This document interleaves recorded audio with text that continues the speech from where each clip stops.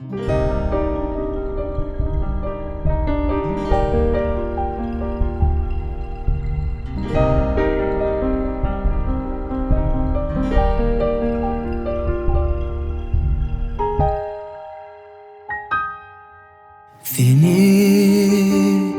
küsüyer her gün yüreğim, senden başka bana yoktur gereğim.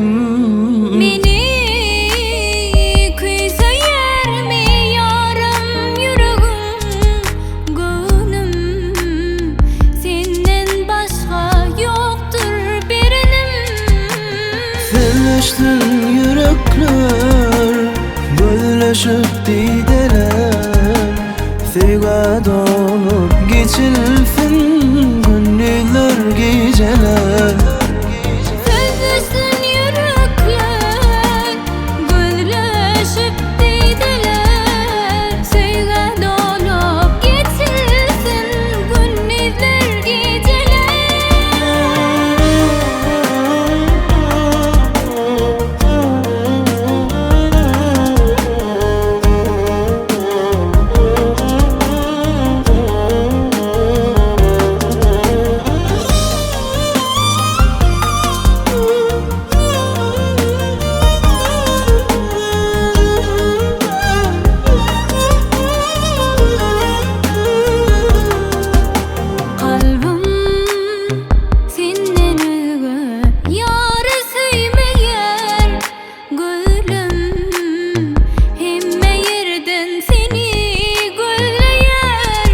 Canım, seni söylendiysen şol yeter bana.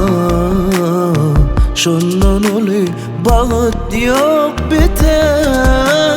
Seviştin yürekler, bölüşüp dideler, sevga dolup geçilsin günler geceler. Seviştin yürekler, gölleşip dideler, sevga dolup geçilsin günler geceler. Seviştin yürekler, gölleşip dideler, sevga dolup geçilsin günler geceler. Seviştin yürekler, bölüşüp dideler, Sevga dolup geçilsin günler geceler. bizawabna.com